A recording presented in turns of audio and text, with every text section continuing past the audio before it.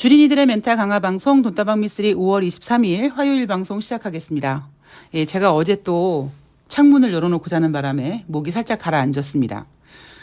제가 얼마 전에 방송에서 그냥 주위 사람들이 너무 쉽게 저기 올라갈 종목 있으면 좀 하나만 좀 줘봐. 이렇게 얘기하는 사람이 그렇게 꼴보기 싫고 밉더라. 이런 얘기를 해드린 적이 있는데 오히려 예전에 제가 증권회사의 직원으로 근무할 때는 누군가 저에게 그렇게 종목 달라고 얘기를 하면 되게 좋아했던 것 같아요. 어찌 보면은 내 고객으로 만들 수 있겠다. 뭐 이런 생각도 들 수 있었고 또 하나는 나를 전문가로 인정하는구나. 전문가로 보는구나. 뭐 이렇게 생각하면서 되게 좋아했던 적이 있었는데 왜 어느 순간부터 그렇게 종목 달라고 얘기하는 사람이 괘씸해졌냐 하면 제가 주식 시장에서 이제 공부를 하면서 하루에 뭐 14시간씩 뭐 16시간씩 그렇게 모니터 앞에 앉아가지고 꿈쩍도 안 하고 종목들을 들여다보니까 대부분 이제 이렇게 주식 공부하시는 분들은 저 같은 그 경험들이 있으실 텐데 몸이 좀 망가집니다. 뭐 저에게 주식을 가르쳐 주셨던 주식 고수 두 분 같은 경우에는 완전히 그냥 반신불구가 될 정도로 몸이 크게 한번 다치신 적들이 있었고요. 저 같은 경우는 뭐 그 정도까지는 아닌데 이렇게 갈비뼈 있는 그 등과 그다음에 앞에 가슴 부분과 갈비뼈 부분과 그다음에 이 쇄골 그쪽이 특히 이제 컨디션이 좀 안 좋으면 누가 이거 좀 뽑아갔으면 좋겠다 할 정도로 진짜 말 못할 고통을 느끼거든요. 그러니까 아예 피가 철철 나고 그러면은 모르겠는데 겉으로 봤을 땐 멀쩡한데 가끔씩 숨쉬기 어려울 정도로 이렇게 고통을 느낄 때가 있어요. 그래서 얼마 전부터 밤에 춥지 않아도 이렇게 바닥에다가 등판 있는 데다가 전기장판을 조그만 거를 켜고 이제 일명 지집니다. 그렇게 지지고 아침에 일어나면 좀 오늘 괜찮네, 뭐 버틸만 하네, 뭐 그렇게 계속 지금 일을 하고 있는데 참 돈 버는 일이 어려운 것 같아요. 예. 뭐 그래도 제가 요즘에 드는 생각은 참 감사하다. 왜냐하면 특별한 문제가 없는 한 진짜 죽을 때까지 뭐 능력이 되는 한 저에게는 이제 어떤 정년 퇴직이라든가 은퇴라는 개념이 없으니까 먹고는 살겠구나. 뭐 이런 생각을 하면서 감사함을 느낍니다. 그리고 한편으로는 제가 새날을 출연하면서 드는 생각이 뭐냐면 이 정치를 왜 하지? 라는 생각이 드는 거예요. 그러니까 예를 들면 저는 이 현재가창 이 HTS 프로그램을 보면서 주식시장과 싸우는데 물론 그 현재가창 안에는 다른 투자자들, 세력들, 기관들, 외국인들이 있습니다. 그런데 저는 비대면으로 싸우잖아요. 그리고 제가 약간 성격이 그렇게 막 모난 건 아닌데 좀 이렇게 독특하다 보니까 증권사를 4군데씩 옮기고 하는 걸 보면 제가 이렇게 약간 이렇게 평범한 건 아닌 것 같아요. 그래서 조직 생활에 이렇게 적합한 스타일은 아닌 것 같아요. 생각해 보면. 그러다 보니까 그냥 사람들과 부딪히지 않고 그냥 나 혼자서 이렇게 매매하고 그리고 좋은 사람들과 함께하고 그리고 또 하나 더 좋은 건 뭐냐면 내가 싫은 사람을 안 볼 수 있다라는 거. 그게 저는 제가 지금 이렇게 느끼는 가장 행복감입니다. 근데 정치라는 거는 참 보기 싫은 사람도 봐야 되고 어쩌면 그렇게 같은 민주당 내에서 의견이 다른지 왜 저러는지 그런 걸 다 알면서도 또 어떻게 그냥 또 그래도 이렇게 막 같이 가야 되고 이런 모든 것들이 이게 제 성격이 안 맞아요. 제 성격이 안 맞아서 가끔씩 나는 진짜 너무 주식밖에 모른다. 너무 좀 그러다 보니까 스스로 되게 바보 같을 때가 있는데 한편으로는 그냥 그래도 다행이다. 단순하게 사는 게 다행이다. 뭐 이렇게 느낄 적도 있습니다. 오늘이 바로 노무현 대통령 서거 14주년이라고 하죠. 뭐 저는 뭐 워낙 정치에 관심이 없었던 사람이고 이재명 대표 때문에 제가 정치에 관심을 둬서 민주당에 대한 관심까지 두게 되는 상황까지 벌어졌지만 저는 예전부터 그냥 정치에 관심이 없었던 데다가 특히 그 노무현 대통령님 서거하기 직전에 제가 그 길을 먼저 가려고 했었던 사람이다 보니까 사실 그렇게 누구를 이렇게 주변을 돌아볼 그런 어떤 겨를이 없었습니다. 그냥 내가 죽을 것 같아서 내가 죽어야 될 것 같은 느낌 때문에 그런 고통 때문에 노무현 대통령님 서거됐을 때도 그리고 아마 그쯤 됐을 때 뭐 그 배우 최진실 씨도 그렇고 아마 좀 그런 일들이 많았잖아요. 저는 전혀 관심이 없었습니다. 내가 죽게 될 판인데. 그러다 보니까 이제 그거를 이겨내기 위해서 이제 쭉 이제 10년이라는 시간이 지나가면서 제가 드는 생각은 이런 거였던 것 같아요. 다 사람이 하는 일인데 이거였습니다. 그러니까 여러분들 중에서도 아마 그 저와 공감해 주시는 분이 계실 것 같은데 예전에는 약간 이런 주의였습니다. 뭐 신용카드 대금을 만약에 오늘 결제를 해야 되면 오늘 결제를 하지 않으면 지구가 망할 것 같은 느낌? 오늘 결제를 하지 않으면 큰일 날 것 같은 그러니까 약간 그런 삶을 살았거든요. 그런데 상황이 좀 어려워지고 하다 보니까 뭐 하루 연체하고 일주일 연체하고 막 3개월도 연체하기도 하고 막 그런 과정 속에서 너무나 힘든 시간이 많이 보내졌지만 쭉 시간이 지나간 다음에 보니까 다 사람이 하는 건데 내가 왜 쓸데없이 이런 거 가지고 이렇게 힘들어했지? 라는 생각이 들더라고요. 물론 따박따박 맞춰서 결제해주면 땡큐지만 예를 들면 신용카드 결제 대금 하나만 놓고 얘기하는 겁니다. 그런데 그거 연체된다고 해도 뭐 지구가 망하거나 뭐 내 인생에 뭐 엄청난 큰 스크래치가 가거나 그게 아니더라는 거죠. 그래서 최근 요즘에 특히 이제 경제가 안 좋아지니까 경제가 안 좋아져서 이제 그 힘든 죽음의 길을 선택하시는 분들을 보면 예전에 그냥 제 생각도 좀 나고 저거 인간이 하는 일인데 왜 저렇게 돈 때문에 사람이 죽어야 되나 뭐 이런 생각도 들고 좀 만감이 교체가 됩니다. 예. 자, 오늘 노무현 대통령님 서거 14주년이 돼서 저는 굉장히 좀 죄송한 마음이 있거든요. 왜냐하면 너무 제가 관심이 없었을 때라서 예. 그러니까 그나마 진짜 부족하지만 이재명 대표님 같은 경우에는 제가 그래도 나 이재명 대표를 위해서 그래도 내가 이렇게 좀 나름대로 이렇게 열심히 지지하고 있습니다라는 뭔가 액션이라는 걸 좀 하는데 노무현 대통령님 뭐 특히 조국 장관 같은 경우는 제가 너무 무관심하다 보니까 좀 그분들께 약간 제가 마음에 빚이 있는 듯한 그런 느낌이 있습니다. 그래서 오늘 제가 이제 아침에 일어나서 방송 녹음을 준비하면서 그냥 넋두리 좀 하자 뭐 이렇게 주저리 좀 얘기를 했습니다. 자, 모두 힘내시고요. 돈 버는 일이 어렵죠. 돈 버는 일이 어렵지만 내가 큰 돈을 벌 어떤 능력이 없는데 큰 돈을 벌 생각을 하면 어렵다라고 생각합니다. 그런데 조금 욕심을 좀 줄이고 좀 소박하게 그렇게 마음을 좀 내려놓으면 그러면 돈이 주어지더라. 누가 그러더라고요. 맨 처음에 돈을 벌 때는 돈을 모래라고 생각했을 때 꽉 줘야 되는데 어느 정도 돈을 번 다음엔 그 꽉 쥔 손을 살짝 이렇게 풀어줘서 이렇게 손가락 사이로 모래가 이렇게 흘러가게끔 해야 된다. 뭐 그게 이제 돈이다. 뭐 그런 얘기를 해주시는 분이 계셨는데 너무 큰 욕심 내지 말고 그냥 마음을 좀 내려놓고 좀 소박하게 내가 주식으로 좀 그냥 작은 돈이라도 좀 꾸준히 벌어야지라는 마음을 갖고 계신다면 저는 여러분들 돈 버실 수 있다고 생각을 합니다.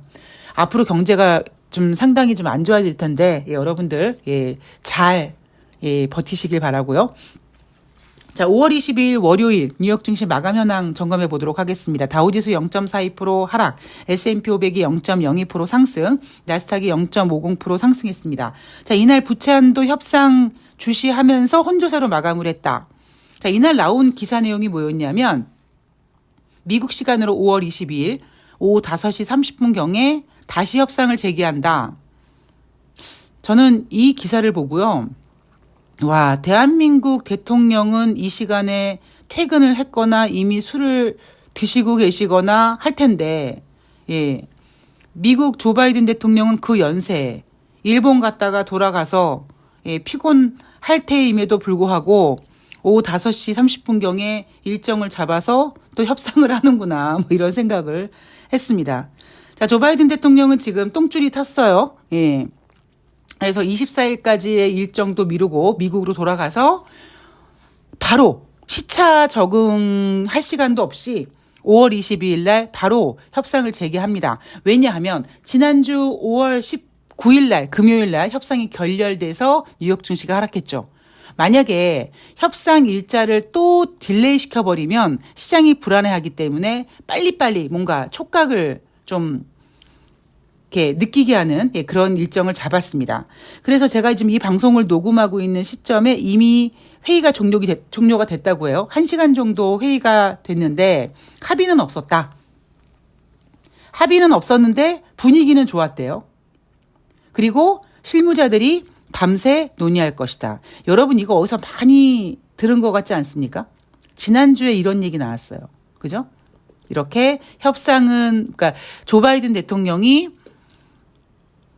5월 16일 일본으로 출국하기 바로 직전에 협상을 했는데 안 됐죠. 그러나 에어포스원 타기 전에 디폴트는 없을 것이다라고 얘기하고 그리고 실무단들은 계속 협상을 한다라고 이렇게 시장에다가 희망을 주고 일본으로 갔습니다. 이날 협상이 불발됐어요. 그럼에도 불구하고 어이 걱정하지 마. 계속 하고 있을 거야. 계속 실무자들은 계속 할 거야. 이렇게 시장을 안도시키고 있습니다, 지금. 자, 메카시 하원 의장이 이번 주에 합의안이 나와야 된다라고 얘기를 했습니다. 왜냐하면 5월 29일 날 대한민국 석가탄신일 대체 공휴일 휴장이듯이 미국도 메모리얼 데이라고 휴장. 증시만 열리지 않는 게 아니라 의회도 열리지 않습니다. 그래서 이번 주 내에 뭔가 합의를 해야지만 6월 1일 X데이트 전에 미국이 디폴트 안 되는구나 라고 뭔가 안도의 한숨을 쉬고 6월 달을 맞이할 수 있고요. 뭐 그렇지 않더라도 뭐 협상 결렬되면 젠장 어이구 디폴트 될 것 같아 이러면서 셧다운하면서 또 협상하고 제가 오늘 오프닝에서 그런 얘기 해드렸죠. 다 사람이 하는 거다. 그래서 인생을 사는 어떤 그 지혜로운 방법 중에 하나인 것 같아요. 그냥 다 사람이 하는 건데 너무 조급하게 굴지 말고 조금만 여유롭게 가자 뭐 이런 생각만 가지고 계신다면 주식이든 아니면 여러분들이 지금 겪고 있는 어떤 그 어려운 문제도 조금은 더 좀 유연하게 풀릴 거라고 생각을 합니다. 제가 2008년도에 좀 되게 힘든 일을 겪었을 때 그 모든 일이 진짜 빨리 좀 다 한꺼번에 후다닥 해결했으면 좋겠다라는 간절한 꿈이 있었습니다만 의미 없는 바람이었고 결국에는 실타래 풀듯이 시간이 걸리더라도 그 실타리 얽혀있는 그 끝에 실마리를 하나 잡아가지고 계속 하나씩 푸는 과정. 그거 풀면서 또 꼬인 거 있으면 또 다시 또 이렇게 풀고 그런 과정이 필요하다. 그게 인생의 어떤 문제든 아니면 주식시장에서 내가 돈을 버는 과정이든 저는 별반 다르지 않다고 생각합니다. 물론 정치판도 마찬가지고요.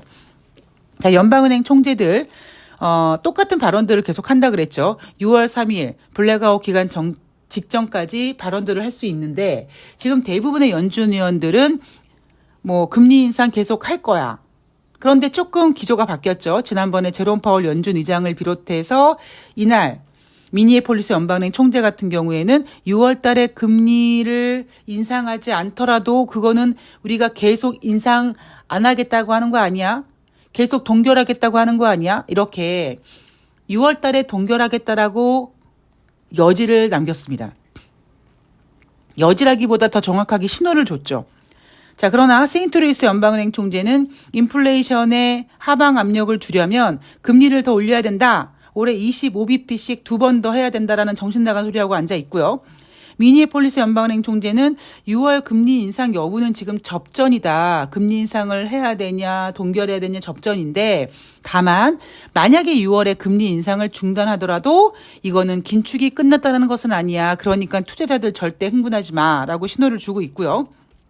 샌프란시스코 연방은행 총재는 과도하게 긴축하지 않도록 6월 금리 결정 전까지 데이터를 확인해야 된다. 자, 이번 주 후반에 나오는 개인 소비 지출, 그리고 6월 달 초반에 나오는 5월 달 고용 지표, 그리고 5월 달 소비자 물가 지표까지 확인을 하겠다는 거죠. 그러나 이런 발언을 하는 건 뭐냐면 얘네들은 지금 6월 달에 금리를 동결할 예정입니다. 그러면 다행이다. 아니죠. 자, 여러분들이 긴장감을 놓치셨을까 봐 다시 말씀을 드리지만 3월 달, 5월 달 금리 인상 잘못된 선택입니다. 당장은 그 문제가 뭔지 몰라요. 그런데 시간이 지나가면 알게 될 겁니다. 여러분 작년에 제가 제동거리 얘기하고 어떤 속도감의 차이 이런 얘기 해드리지 않았습니까?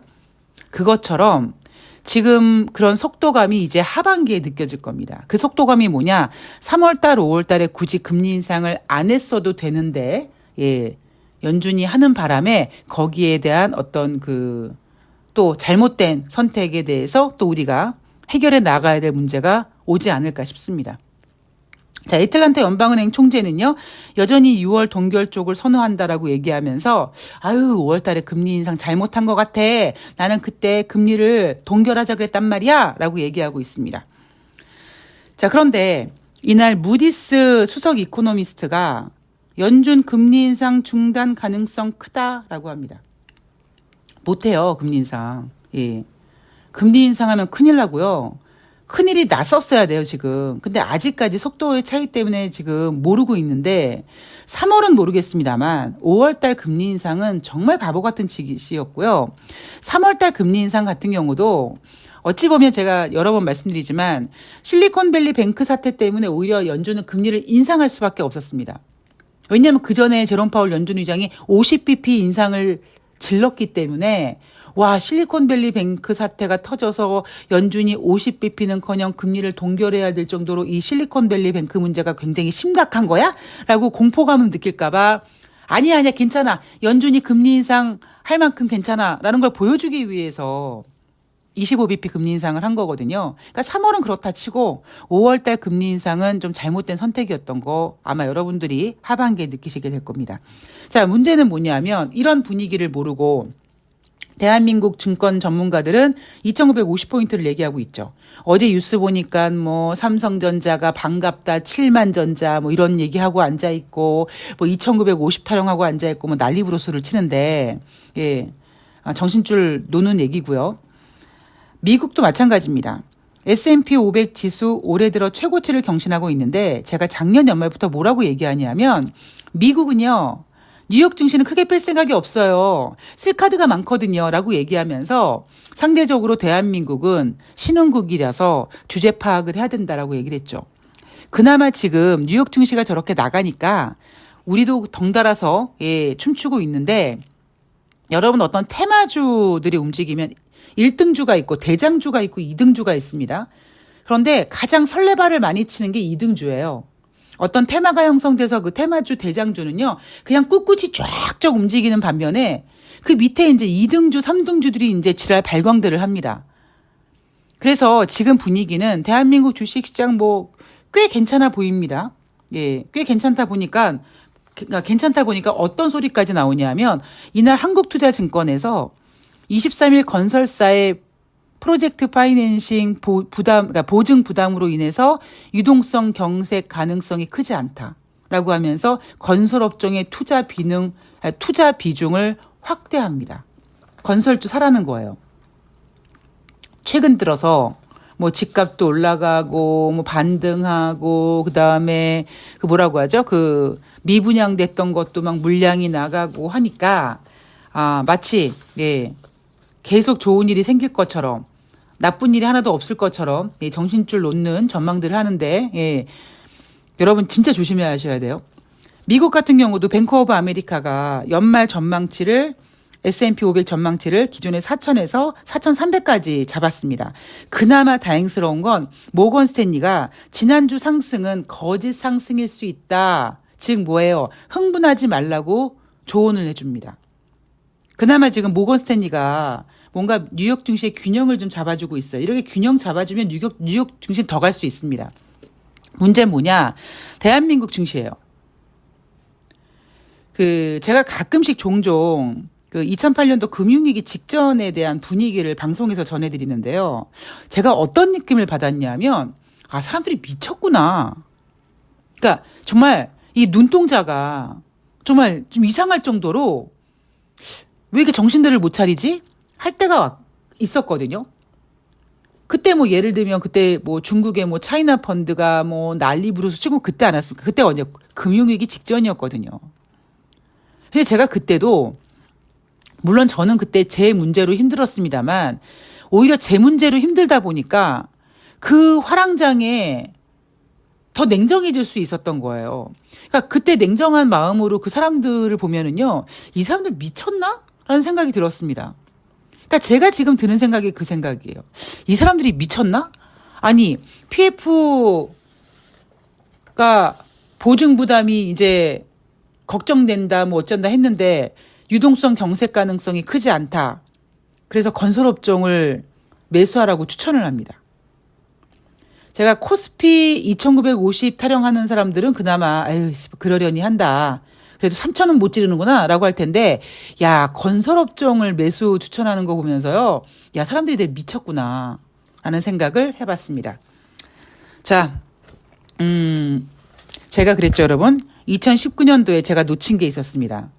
2019년도 미국이 금리 인하할 거라는 걸 그 누구보다도 제일 먼저가 아니라 다른 전문가들 다 금리 인상한다고 했을 때 금리 인하를 외치던 제가 금리 인하를 함으로써 유동성이 풀렸을 거라는 그 생각을 놓친 거예요.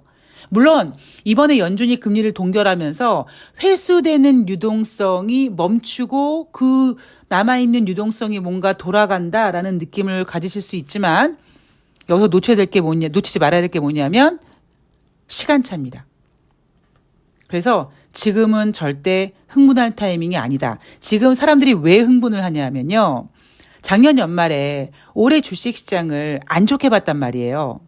그런데 의외로 주식시장이 잘 버티니까 괜찮네 하고 지금 지르는 겁니다. 근데 미쓰리는 이미 작년 연말부터 뭐 2천이 깨지니 이런 사람들한테 쌉소리 한다고 했어요. 주식시장이 그렇게까지 나쁘지 않을 것이다. 경제는 안 좋을지언정 주식시장은 자기들만의 플레이를 할 것이다. 단지 3,000포인트 이런 것들이 어렵지. 나름대로 주식시장 움직일 것이다라고 얘기했잖아요. 그러니까 저는 그 스탠스로 계속 가고 있는데 전문가들은 작년 연말에 안 좋게 봤다가 지금 그나마 예상보다 좋으니까 괜찮냐고 막 지르기 시작하는 거예요. 자, 여러분 조심하셔야 됩니다. 자, 오늘 방송은 여기까지고요. 저는 내일 조금 컨디션을 좀 더 좋게 만들어서 더 좋은 내용으로 찾아뵙도록 하겠습니다. 오늘 화이팅 하시고요. 고맙습니다.